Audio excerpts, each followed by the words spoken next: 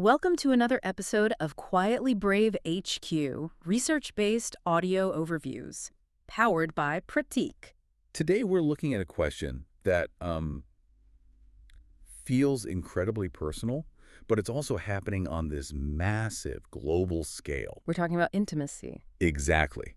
And specifically, how the screen, the device you might even be holding right now, is potentially rewriting the way we connect with each other. It's a huge topic, and looking through the research for this, it's a bit unnerving. This isn't just about, too much screen time or checking your phone at dinner. This is something deeper. It's a fundamental pattern interrupt. Yeah. I think that's the right phrase for it. Yeah, a pattern interrupt. And to really get into this, I think we have to start with the voices of the people who are actually living through this shift. Right, because the source material really highlights this confusion between what's real and what's digital. It does. There was one quote that just jumped right out. So I'm a 22-year-old in California. I know exactly the one you're talking about. He told the researchers, "I don't know if I'm attracted to people or just to screens." Just stomps you in your tracks, doesn't it? It really does, because attraction is supposed to be this, biological, instinctual thing. About pheromones, about physical presence. Exactly. But he is questioning the very source of it. Mm. And he's not alone. I was looking at another one, a 27-year-old woman from Berlin. What'd she say? She said, "I feel like I'm competing with pixels." Wow. Competing with pixels. Think about that. You've got someone in California and someone in Berlin, totally different cultures, thousands of miles apart. But they're describing the exact same feeling. It points to a single global phenomenon. And I think we should be clear about our goal here in this deep dive. Yeah. This isn't about being alarmist. We're not here to say technology is evil or anything like that. Not at all. We're here to decode, to understand how these global intimacy trends are shifting. Because when a young man can't distinguish between a person and a screen, that suggests the lines are blurring. It suggests the digital simulation, which is, hyper-optimized with perfect lighting and perfect angles, Is starting to seriously rival the messy, unpredictable reality of the physical world. It's a competition for our attention and for our arousal. But to really understand why, we have to zoom out first. We need a baseline. That's a great point. The sources give us this fascinating global snapshot of how culture shapes us before the screen even gets involved. Right, the data breakdown. I was looking at the statistics on identity and experience. They vary so much by region. They really do. Like, take LGBTQ identity. The sources show that in the US and Australia, it's roughly 10% of the population. And Western Europe is in a similar range, right? About 6 to 11%. Exactly. But then you look at the data from Japan, India, Nepal. The numbers drop a lot. Much lower. And a listener might ask, well, does that mean those feelings don't exist there? And the research is very clear on that. No. No, absolutely not. It's about cultural visibility and what people feel comfortable reporting. If something is stigmatized, you're just less likely to talk about it. But it proves a key point. Your environment shapes what you express. We see the same thing with the timeline of intimacy, the age of a first experience, for example. That gap was surprising. Yeah. In the West, say the US or the UK, the average age for first sexual experience is around 17 or 18. Okay. But in parts of Asia, that average pushes into the early 20s. And if we look at lifetime partners, it's much higher in Australia and the US, much lower in China and India. So let's connect the dots. Why does this matter if we're talking about screens? Because it shows this cycle. Your environment shapes your exposure to ideas. That exposure shapes your behavior. And that behavior eventually becomes the norm. And until, 15 years ago, your environment was your physical location, your town, your school? Precisely. But now there's this new variable, something humanity has never faced before. The screen is a new environment. An environment with no borders. And that's the screen era shift. We're talking about unlimited digital stimulation, available to anyone, anywhere. This is the pivot point. Before, if you had questions about intimacy, you might ask a friend or maybe a parent. Or you just figured it out awkwardly. Right. Now, the main source of information is the algorithm. There's a quote from a student in Tokyo that I think just nails the danger here. What do they say? "We don't talk about it openly, so the internet teaches us." The internet teaches us. Yeah. That's a chilling phrase when you think about it. It is, because the internet isn't a curriculum. When traditional education is limited, whether by cultural taboo or just family awkwardness, the algorithms step right in to fill that void. But an algorithm isn't a mentor, is it? It's not looking at a 15-year-old and thinking, what does this person need for a healthy relationship? Yeah. An algorithm has one job. Retention. Keep them watching. Exactly. It's designed to optimize for attention. And what keeps our attention is often extreme, hyperstimulating, or totally unrealistic. Which brings us right to the kind of content that's being consumed.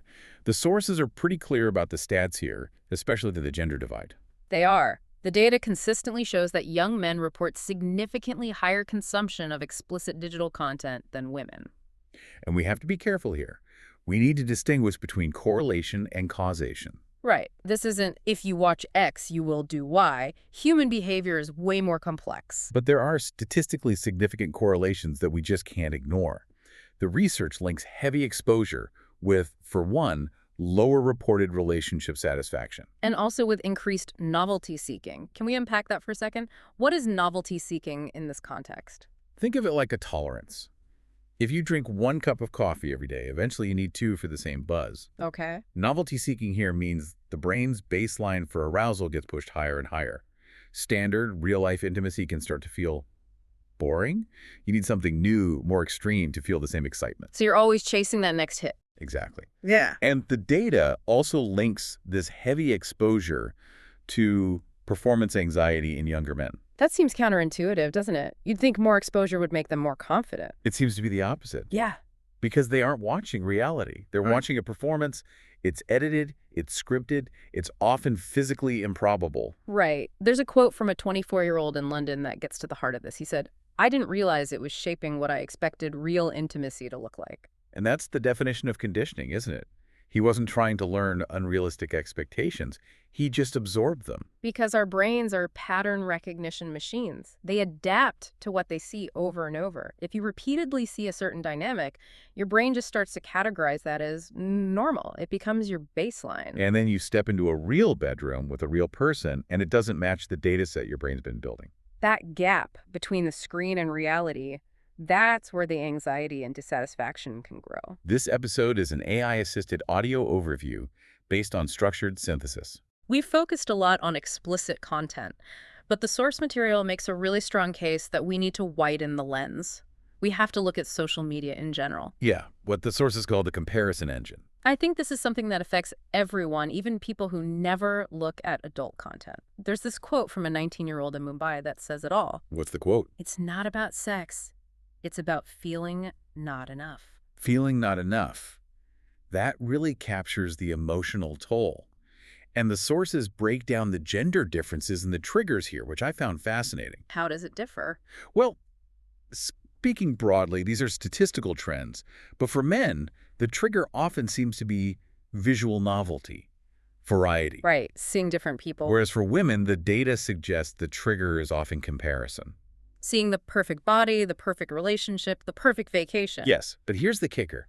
Both of those triggers, they hit the exact same dopamine system in the brain. So it doesn't matter if you're scrolling for novelty or for comparison. The endless scroll is training your brain in the exact same way.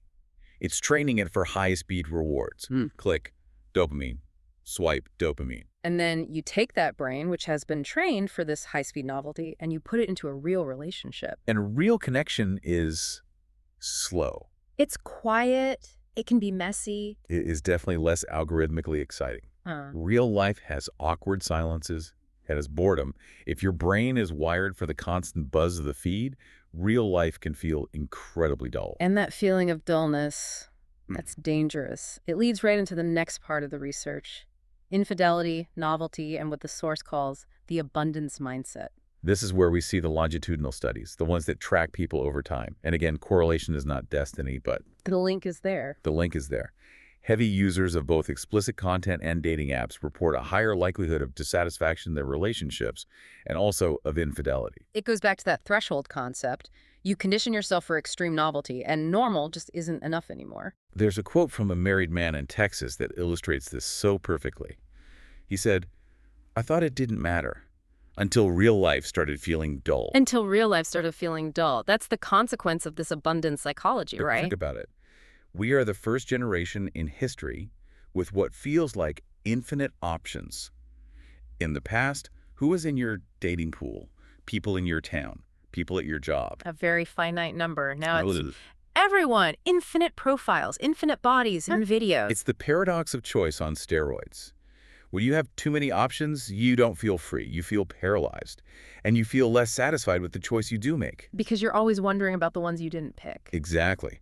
A 26-year-old from Moscow summed it up perfectly. They said, when everything feels replaceable, commitment feels risky. That's a profound statement. If you believe there's always something better or newer one swipe away, why would you do the hard work of a real relationship? You wouldn't. It changes the mindset from building something to shopping for something. It's not a moral failing, necessarily. It's a psychological reaction to this perception of infinite supply. So we've laid out the problem. We've seen the correlations with anxiety, dissatisfaction, this abundance trap. But I think it's crucial, and the sources really emphasize this, to remove the shame from this conversation. Absolutely. Shame is the enemy here. It keeps people in the dark and prevents the conversations that need to happen. Yeah, let's look at the actual stats on self-stimulation. We have to normalize the baseline to talk about the outliers. The data is clear. Over 90% of men and around 75% or more of women report doing it. It peaks in the late teens and 20s. So the act itself is incredibly common. It's a normal human behavior. Yes, and it's often healthy. The source makes a clear distinction. The discussion shifts when it becomes about frequency, dependency, or emotional escape. So it's not the act, it's the reliance on it. That's it. Is it a replacement for real connection? Is it a way to numb stress? That's when the wiring problems can start. And this brings us right back to education. The educational divide. This is one of the starkest things in the source material for me. There's a huge difference in outcomes based on what kids are taught. In Western countries that have comprehensive sex ed, and not just biology, but media literacy, consent, unrealistic portrayals. They're given a map. They're told, hey, what you see on a screen is a fantasy. It's not real life. Exactly. They're given the tools to deconstruct what they're seeing, but in places where there's just silence, where these topics are taboo, the digital world takes over completely. It's that Tokyo student again. If parents and schools don't talk about it, the internet becomes the teacher. And the internet is a terrible teacher of nuance. It teaches extremes because extremes get clicks. It doesn't teach negotiation or consent or awkwardness. So as we're nearing the end here, we have to ask the big question. Is the internet rewiring intimacy? Is it destroying it? I think the reframe the sources offer is really powerful. Are screens destroying intimacy? No. Unawarenesses. Unawarenesses. Technology just magnifies our existing tendencies. If you tend towards avoidance, the screen makes it easier to avoid. If you tend towards comparison, it makes it easier to compare. So the real question for you to ask yourself is technology evil? No. The question is this shaping me consciously or unconsciously?